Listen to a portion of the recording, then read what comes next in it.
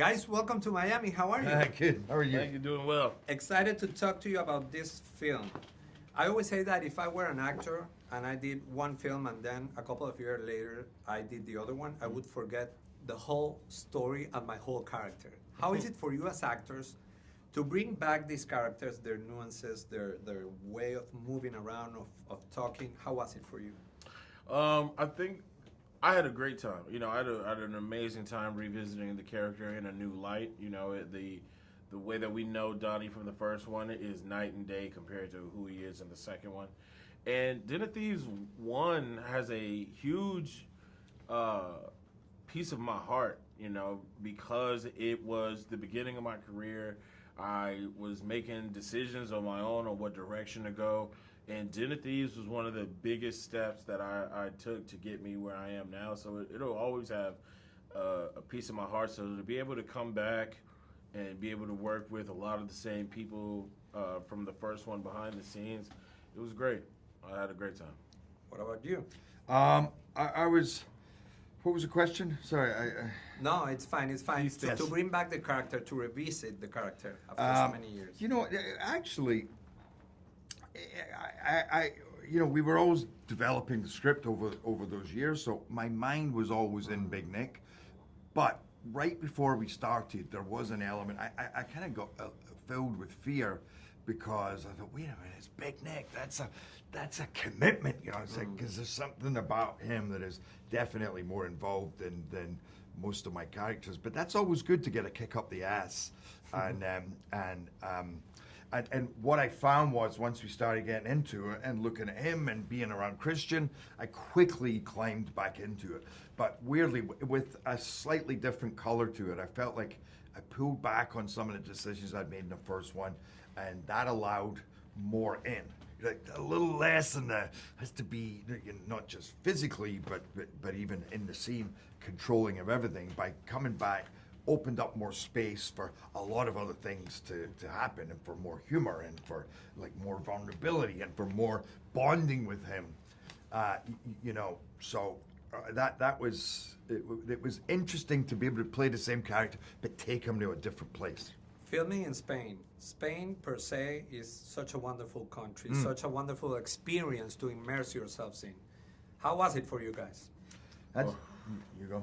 Tenerife is magical, bro. Yes. It's a magical place. And they tell you that when you arrive on the island, number one, they tell you you're gonna fall in love, and you do. And I didn't want to leave. I postponed my departure a few days.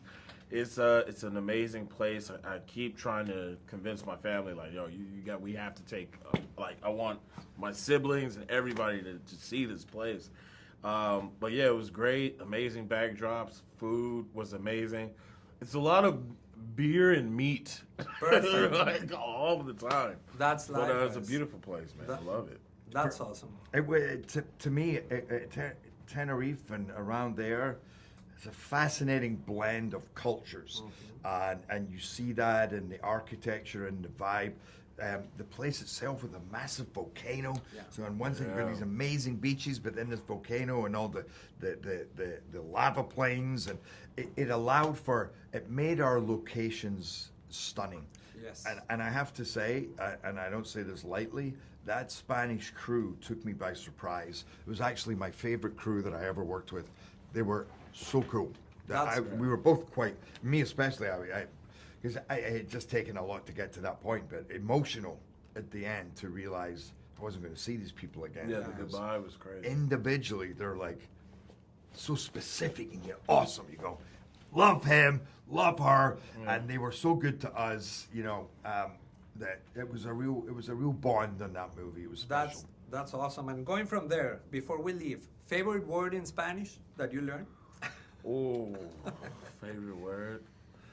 I know my most used Spanish word is entiendo, which like I use whenever people are speaking Spanish around me and they don't think I know. I say entiendo, and then they stop speaking Spanish. That's perfect. Mine's is ow. Oh. Because I'd said a lot of that when I make action movies, you get hurt a lot. So, and I think that works in Spanish. Translate That's Spanish. universal. Yeah, No, so- can I? But I'm very quickly going to tell you because it does remind me of. I don't speak Spanish, and I don't have a lot of confidence in even in another country trying their language. But I'm sure you've heard this before. But I was 19 and in Spain and drunk one night, and I walked past this beautiful girl. It was like 1 o'clock in the morning, and she was walking past me, and I thought, okay, I'm going to put on my best Spanish, and I said, "Hola," and she said, "Are you from Glasgow?" Which is the city I'm from in Scotland. You realize when something like that happens, you better just stick to it. It happens to me with English. Oh, is that right? Thank you, guys. Are you from Glasgow?